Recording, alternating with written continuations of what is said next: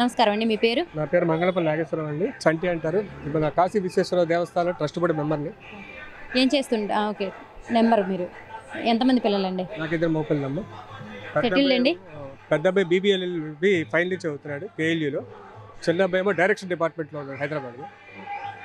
మరో సినిమా తీశారు. రేపు పూరి ఆకాష్తో ఇంకో సినిమా ప్లాన్ చేస్తున్నారు. ఎలా ఉందండి ప్రస్తుతం ప్రభుత్వ పరిపాలన? ప్రభుత్వ పరిపాలన సుపరిపాలనగా ఉందమ్మా, చాలా బాగుంది. జగన్ గారు పేదల మనిషి అని చెప్పి మరోసారి నిరూపించుకున్నారు. రెండోది ఏంటంటే ఆయన చెప్పిందే చేస్తాడు, చేసేదే చెప్తాడు, కానీ అందరు నాయకుల్లాగా ఓసరవల్లిలాగా మారడు. రెండు, ఆయన ఏదైతే మాట ఇచ్చాడంటే ఆ మాట మీద నిలబడతాడు తప్ప ఎన్ని అవాంతరం వచ్చినా కూడా ఆయన మాట తప్పడు, మడం తిప్పడు. సుపరిపాలనగా ఉందంటున్నారు, కానీ ఈ ప్రభుత్వం వచ్చిన తర్వాత రౌడీలు గోండాలు రౌడీ రాజకీయమే నడుస్తుంది ఏపీలో అని చెప్పేసి టీడీపీ ప్రభుత్వం అంటుంది కదండి. అమ్మ 83 నుంచి మేము ఈ రాజకీయాలు చూసాము. 83 నుంచి కూడా మేము రాజకీయాలు చూసాం తల్లి. టీడీపీ గవర్నమెంట్లో ఎన్ని మటర్లు జరిగినాయి, ఎంతమందిని పొట్టలు పెట్టుకున్నారు, ఎంతమంది జీవితాలు నాశనం అయిపోయి అందరికీ తెలుసు. ఈరోజు ఆయనే తలుచుకుంటే, రాజశేఖర రెడ్డి గారు తలుచుకుంటే ఒక విధంగా ఉండేది, తర్వాత జగన్మోహన్ రెడ్డి గారు తలుచుకుంటే ఇంకో విధంగా ఉండేది. ఎందుకంటే ప్రతిపక్షమే లేదు ఇక్కడ. ఆయన కనుక అదే గుండాయుధం అదే రౌడీజం చేయాలి అనుకుంటే టీడీపీ వాళ్ళు ఒక్కళ్ళు కూడా ఇక్కడ మిగలరమ్మా. ఒకటి. రెండోది, ఏదైనా సరే ఈ యొక్క చెయ్యలేక, ఎందుకంటే వాళ్ళు ఒక అక్కసుతో ఆయనతో మాట్లాడుతున్నారు, కానీ ఆయనే కనుక తలుచుకుంటే వీళ్ళు ఉండేవారా? ఒక కార్యకర్త తిరిగేవాడా? ఇన్ని మాటలు మాట్లాడేవారా? సంక్షేమ పథకాలు టీడీపీ వాళ్ళకు అందించాం మేము. ప్రతి డివిజన్లో కూడా టీడీపీ వాళ్ళు కూడా పార్టీలకు అతీతంగా అందించాం.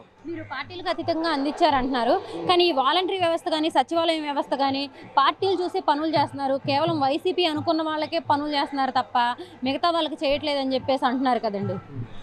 ఇప్పుడు మొన్న అంటే నేను పేరు చెప్పకూడదు తల్లి, ఒక డివిజన్ ప్రెసిడెంట్, టీడీపీ ప్రెసిడెంట్ మొన్న పెన్షన్ అందజేసాం మా మల్లాది విష్ణు గారి ఆధ్వర్యంలో. అంటే వాలంటరీ వ్యవస్థ ఓన్లీ వైసీపీ వాళ్ళకి ఇస్తుందా లేదా టీడీపీ వాళ్ళకి ఇస్తుందా?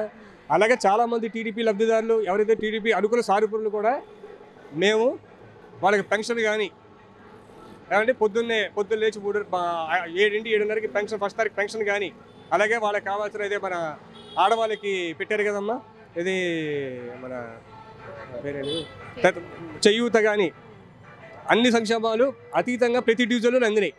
మరి ఈ పథకాలు ఇవన్నీ ఇస్తూ అంటున్నారు, మరి ఈ పథకాలు ఇచ్చేసి కూడా జనాల సోమరపాతులు చేస్తున్నారు, రాష్ట్రాన్ని అప్పుల పాలు చేస్తున్నారని ప్రతిపక్షాలు అంటున్నాయి కదండి. అప్పుల పాలు ఏం చేయట్లేదమ్మా. ఒక పేదవాడికి వాడు ఎంత సంపాదించుకున్నా మిగిలేదు 100 రూపాయలు 200 రూపాయలే.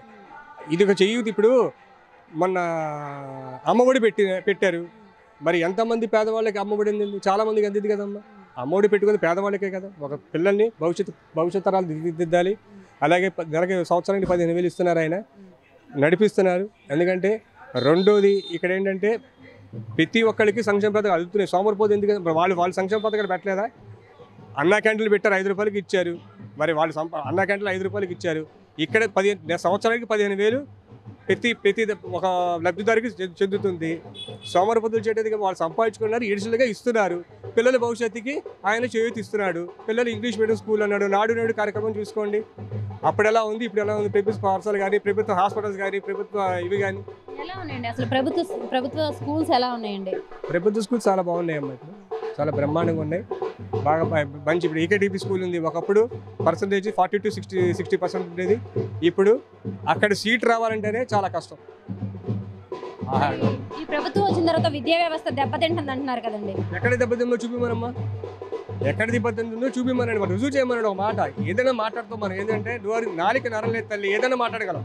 అలా మాట్లాడుతూనే ఉంటారు వాళ్ళ ఇష్టం. ఎందుకంటే రేపు వచ్చేది కూడా వైఎస్ఆర్ ప్రభుత్వమే, గెలిచేది కూడా ఆయనే.